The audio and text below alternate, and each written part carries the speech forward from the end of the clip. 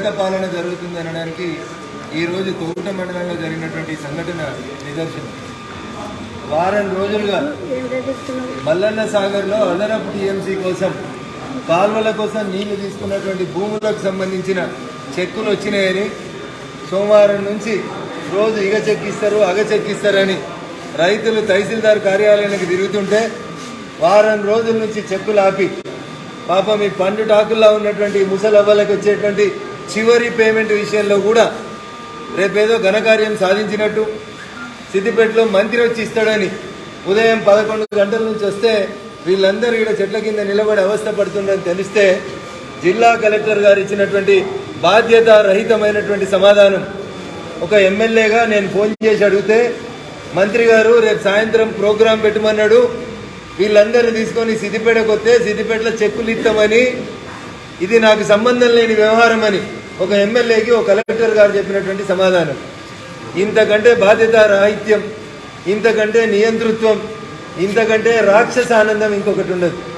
ఉదయం 11 గంటలకు వచ్చిన వీళ్ళు సుమారు 2 గంటల ప్రాంతంలో సార్ 4 రోజుల నుంచి తహసీల్ ఆఫీస్ చుట్టూ తిరుగుతున్నాం, మా చెక్కులు తహసీల్దార్ దగ్గర ఉన్నాయి, మాకు ఇస్తలేరు, మీరు వచ్చి మాకు న్యాయం చేయమంటే గౌరవ శాసనసభ్యునిగా తహసీల్ కార్యాలయానికి 2 గంటలకు వస్తే 6 గంటల దాకా నిమ్మకు నీరెత్తినట్టు వ్యవహరించినటువంటి అధికార యంత్రాంగం సాక్షాత్తు ముఖ్యమంత్రి సొంత జిల్లాలోనే ఉండడం దురదృష్టకరం. ఏమడుగుతున్నారు? పోయిన భూములు పోయినాయి, ఇండ్లు పోయినాయి, అదనపు టీఎంసీ కోసం మళ్ళా కాలువలకు పోయినాయి, ఏదో వచ్చినాయి, కోర్టుకు పోయి కొట్లాడి తెచ్చుకున్న 5 లక్షల చెక్కులు ఇవ్వమంటే 5 రోజుల నుంచి తిప్పుకుంటా ఉన్నారు. ఇవి ఈ చెక్కులు ఇచ్చేందుకంటే మంత్రి గారు ప్రోగ్రాం పెడతారంట. ఇది వీళ్ళ రాక్షస ఆనందం. ఎన్నికలు వస్తున్నాయి కాబట్టి మల్లన్న సాగర్ ప్రాజెక్టు నిర్మాణం స్టార్ట్ అయిన నుంచి ఏ రోజు ఏ చెక్కు ఏ మంత్రి వంచలే, ఏ ఎంపీ వంచలే, ఏ కలెక్టర్ వంచలే.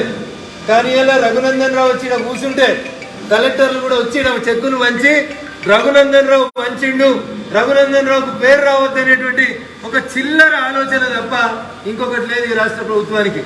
చేతనైతే రాజకీయం చేయాలని షోకుంటే ఎలక్షన్లలో కొట్లాడుకుందాం.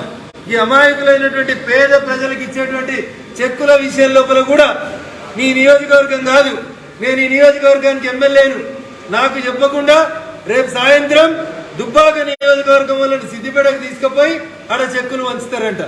ఇగో ఇది ఈ జిల్లాలో ఉన్నటువంటి అధికారులు, మంత్రులు, పెద్ద పెద్ద నాయకులు చేస్తున్నటువంటి చిన్నోళ్ళ మీద చేస్తున్న చిల్లర రాజకీయం ఇది.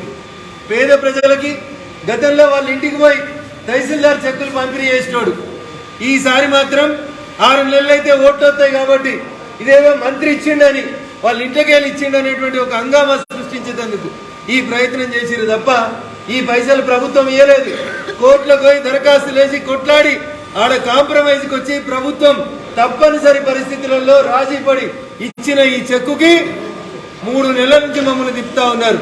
అయినా నేను చాలా సహనంతో ఈ నియోజకవర్గ శాసనసభ్యునైనా కేసేయించిన వ్యక్తినైనా ఎంతో ఓపికగా ప్రజలకు న్యాయం జరగాలని నిల్చొని ఓపికగా ఉంటే చివరికి జరిగినటువంటి పర్యవసానం ఇంత దురదృష్టకరమైనటువంటి పర్యవసానం. ఇప్పటికైనా జిల్లా కలెక్టర్కు, జిల్లా యంత్రాంగానికి రేపు కూడా మేము చెప్తా ఉన్నాం, మళ్ళీ మేము వచ్చి సిద్దిపేట రాండి, కలెక్టర్ ఎడికి రాండి, ఈడికి రాండి, ఆడికి రాండి కాదు. వెనుకటికి మల్లన్న సాగర్ చెక్కులు ఎట్లయితే ఊర్లో ఇంటికి వచ్చి ఇచ్చిపోయినరో రైతుల గట్లే ఇంటికి వచ్చి ఇచ్చిపోవాలని చెప్పి జిల్లా కలెక్టర్ గారికి, జిల్లా యంత్రాంగానికి సవినయంగా విజ్ఞప్తి చేస్తాను.